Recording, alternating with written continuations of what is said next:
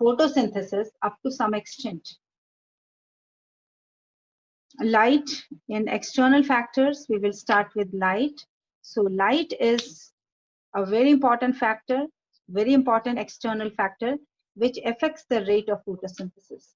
Now, when we speak light, when we say light, there are three qualities of light.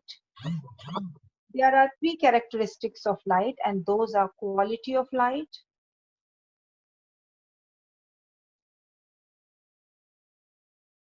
the second characteristic is intensity of light, and the third characteristic is duration of light.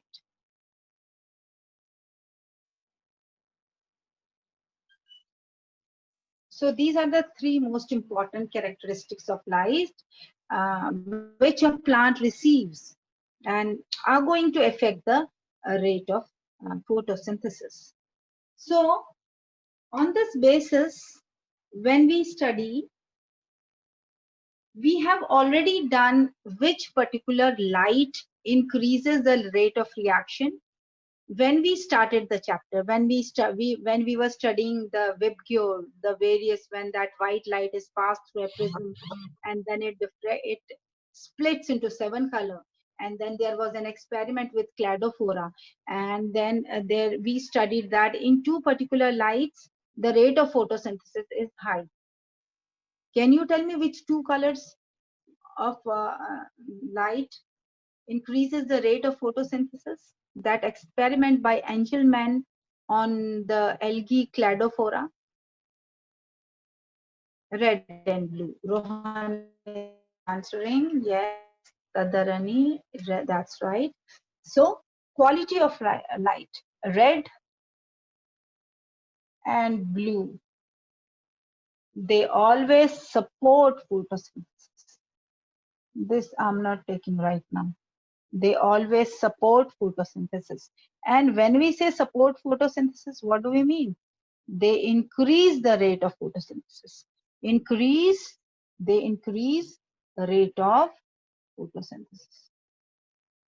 So red and in quality, it comes that red and blue colors support the rate of photosynthesis, photosynthesis, and they increase the rate of photosynthesis.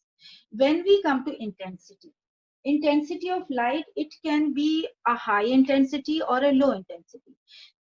Some plants, they grow well in shade. Some plants, they grow well in bright light when the intensity of light is high. The plants which grow in shade are known as shady plants or sciophytes.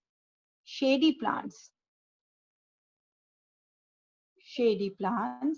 they grow better in shade and they are known as sciophytes. Sciophytes. So intensity of light is low here. So in these plants, the low intensity, in these plants which are known as sciophytes, the low intensity of light, low decreased intensity of light increases rate of photosynthesis in sciophytes. Then there are another plants which do not grow in low intensity, rather they grow well in high intensity of light, and those are known as we'll call them sun plants. Those are known as sun plants, and the biological term used for them is heliophytes. And they grow better when the intensity of light is high. So that means increased intensity of light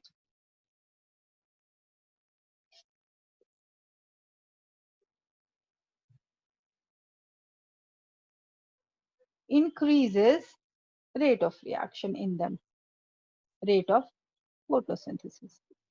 So this is another quality when we say intensity of light. Now there, the third quality, the third characteristic of light is we have done quality of light, we have done intensity. The third important characteristic of light the plant receives it is the duration of light. Duration of light. Some plants on that basis are known as short day plants or long day plants.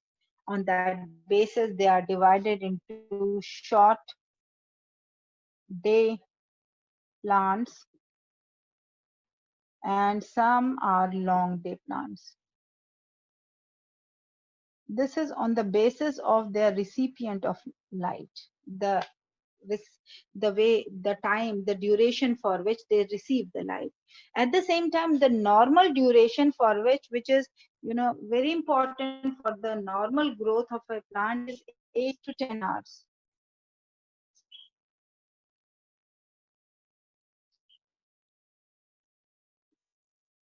Light is very important to support photosynthesis. 8 to 10 hours duration of light is very important to support photosynthesis. So here, one of the external factor which we discussed was light.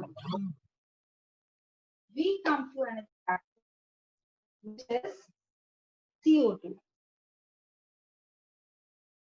Now, what about CO2?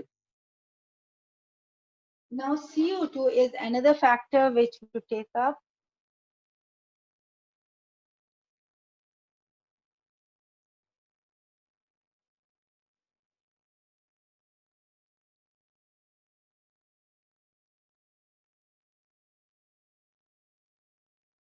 So, CO2, second factor, CO2. Very important to accomplish the process of photosynthesis. Very important. Without this, the photosynthesis will not take place. And this is CO2 is fixed during the process of photosynthesis. A slight increase, slight increase. See, normal is required. Slight increase in CO2. If there is slight increase in CO2, that is going to increase the rate of photosynthesis. Slight increase in CO2 increases the rate of photosynthesis as the amount of CO2 which is fixed increases. Then when there is very high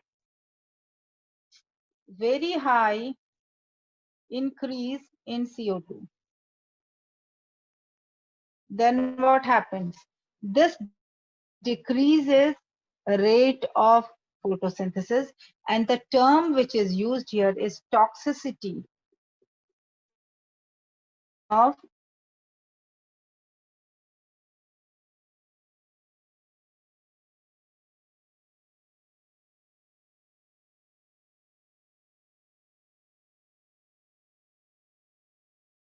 oxygen.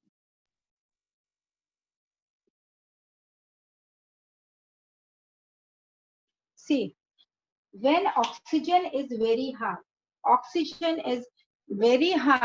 that means, we studied that when oxygen high, very high, increase in O2 concentration. This leads to a process. Can you name that? Increase in CO2 in O2 concentration leads to a process. What is that process? Anybody? Increase in O2 concentration leads to, yes, it is photorespiration. Photorespiration, yes. It leads to the process photorespiration. That means the increase in O2 will start or will promote photorespiration. When photorespiration is promoted, the rate of photosynthesis will go down. The rate of photosynthesis will go down because high concentration of O2 increases photorespiration. So the rate of photosynthesis goes down. This is also known as Warburg's effect.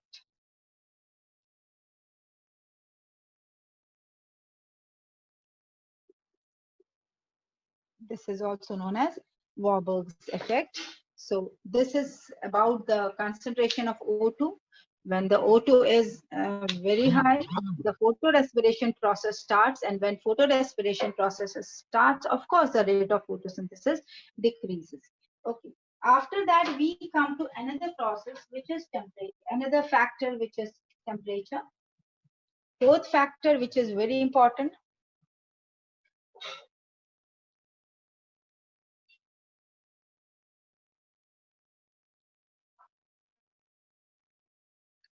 How this temperature is going to affect the rate of photosynthesis?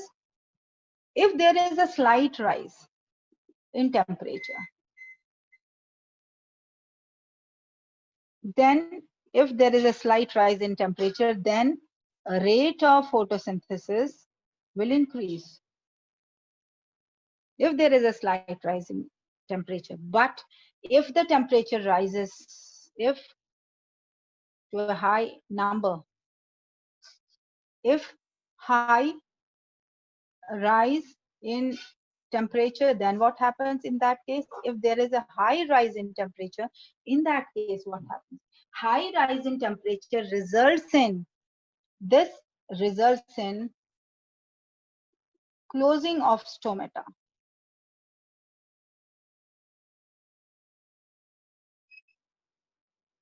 Closing of stomata. The stomata closes when the temperature is very high. And this closing of stomata, of course, this is ultimately going to decrease the rate of photosynthesis. So when the temperature is very high, the stomata close, and at the same time, the rate of photosynthesis decreases. But up to a certain level, if there is a little beyond optimum, little rise in the temperature, it is going to rise the rate of photosynthesis. Now here, the last factor which we will talk about is the last factor, last external factor which we are going to discuss is water. So this is the fifth factor which we are talking about. The fifth factor is water. If there is less water, this causes, dehydration in the plants.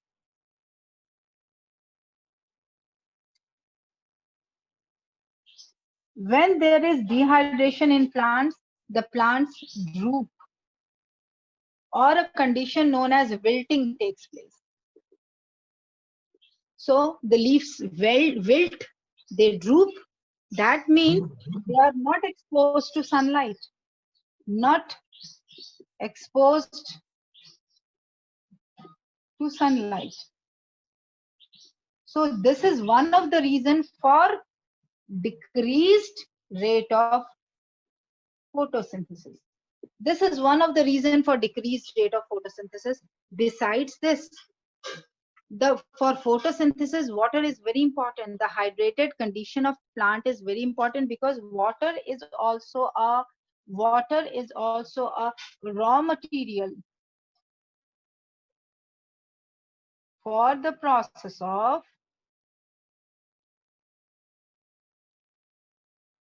photosynthesis. So this is very important. So water is a raw material and is very important to support photosynthesis.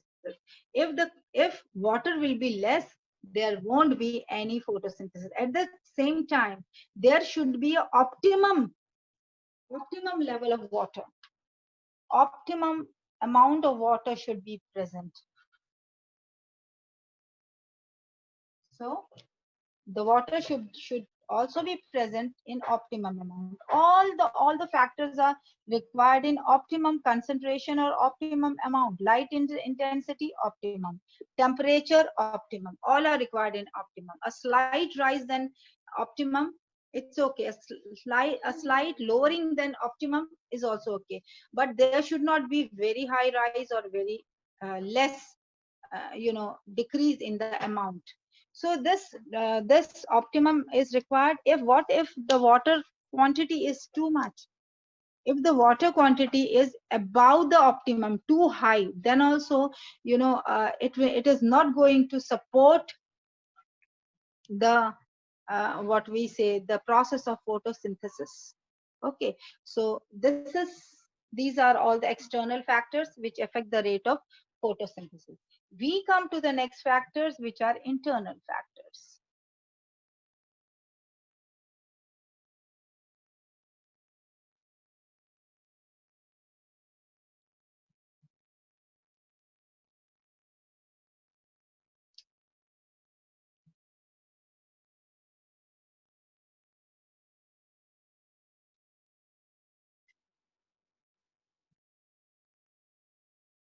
What are the internal factors which support, which affect the rate of photosynthesis? In internal factors, the first is chlorophyll content. The first is chlorophyll content.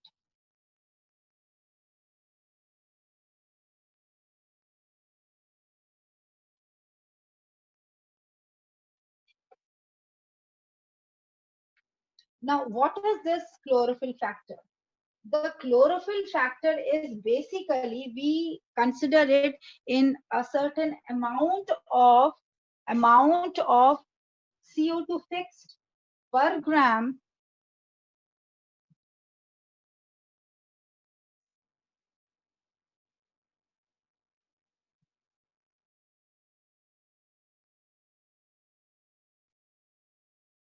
amount of CO2 fixed per gram of chlorophyll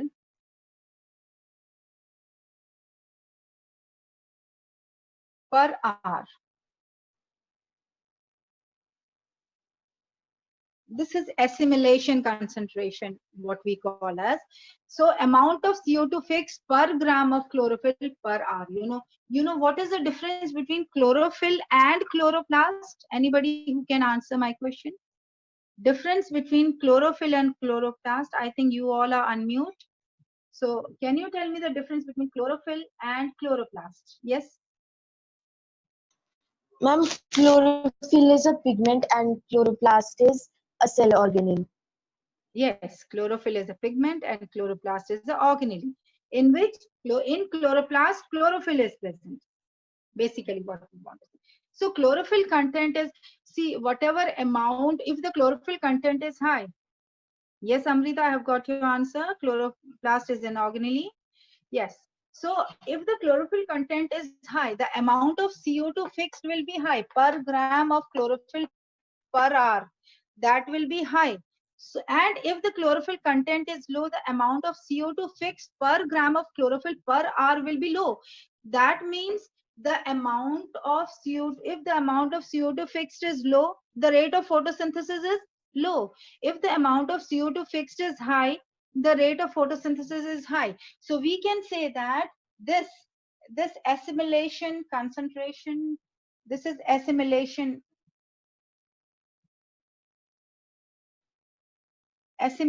number. This is known as assimilation number. If this assimilation number is high, then rate of photosynthesis is high. If this assimilation number is low, the rate of photosynthesis is low, because the amount of CO2 fixed will be low. So the rate of photosynthesis, that all depends on the amount of CO2 fixed. So if it is low, that is going to be low. The rate of photosynthesis is going to be low. The second is number of chloroplasts. The second factor is number of chloroplasts. Chloroplasts, these are organelles, as you know, which these are organelles which contain the pigment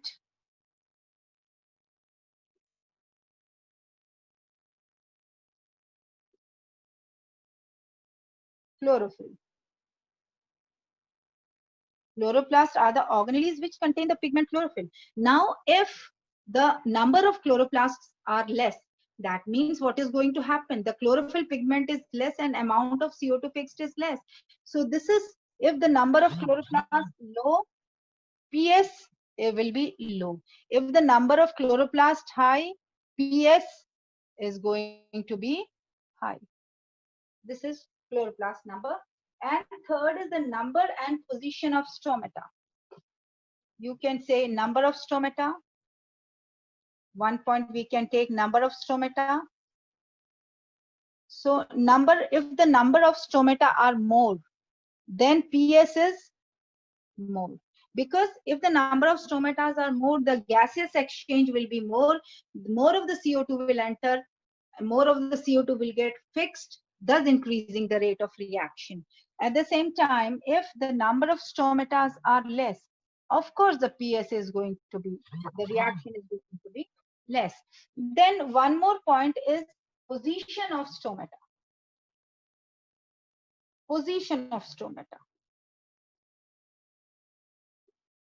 So if the stomatas are well exposed, then more gaseous exchange will take place, and of course, the rate of photosynthesis will be high.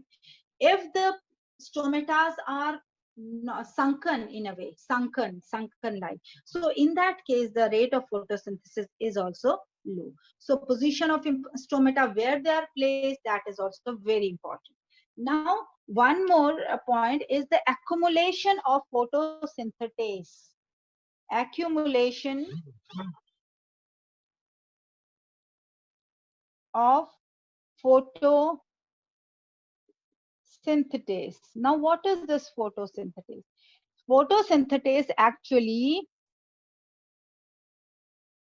this is not an enzyme. Here, photosynthesis is the product formed as a result of photosynthesis.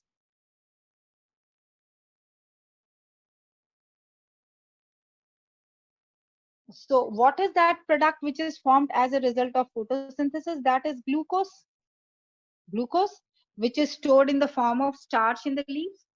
This is what the product of photosynthesis is. Now, if this glucose gets accumulated in large quantity, then what happens?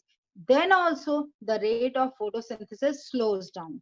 That means high accumulation of photosynthesis. If the accumulation is high accumulation of photosynthesis results in lowering of photosynthesis. If too much of glucose gets accumulated, that also reduces, that also brings down the rate of photosynthesis.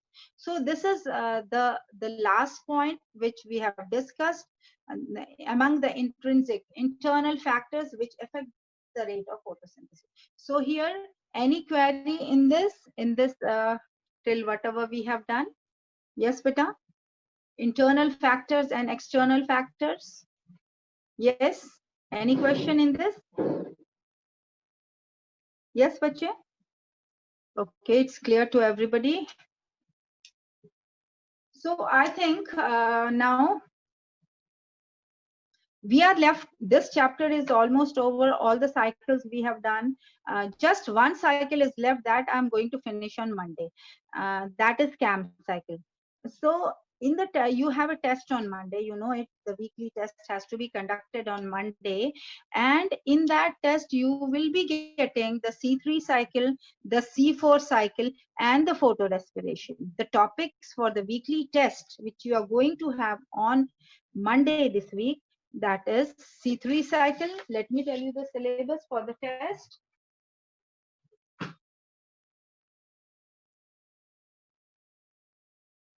Syllabus for the weekly test is C3 cycle,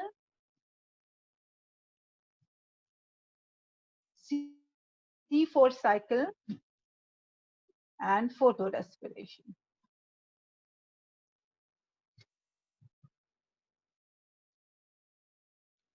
These three are the topics for the weekly test which you are going to have on Monday.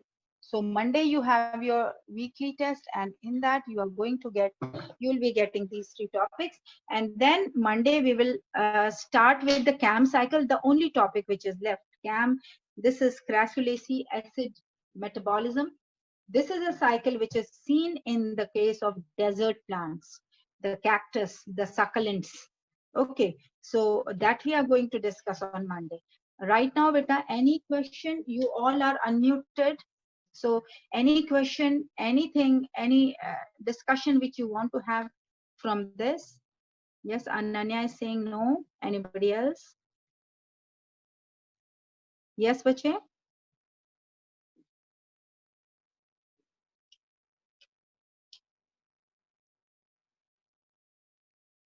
Okay. Repeat position of stomata. Tadarani. Priya, no, it's clear. Okay. Tadarani wants the position of stomata. See, the stomata should be well exposed. If the stomatas are not exposed, what will happen? By chance, if the stomatas are closed, or the position is such that the exchange is not possible. Okay, the exchange of gas is not possible. Then it is going to affect the gaseous exchange, and ultimately it is going to affect the photosynthesis. Okay, so see, sometimes the stomatas are sunken also in desert plants. The stomatas are sunken, and sometimes it may happen that the position is such that they do not receive the gaseous section. They are somehow covered, or their position is such that they are not getting sufficient CO2. The CO2 is not made available to the plant through them. There can be any blockage, there can be any such position of the stomatas which hinder the passage of CO2. Then in that case, it is going to affect the rate of photosynthesis. Although in plants, you all know that the position is on the ventral side of the leaf, plus sunken stomata in case of desert plants. But sometimes it may happen, this is normally, this doesn't happen, but sometimes it may happen that the position is such that the exchange of gases is not possible. This is not very common, but just to increase a point, you can write it. Naturally, that is something unnatural which will happen if the position is, the stomatas are displaced in their position. Okay, so any other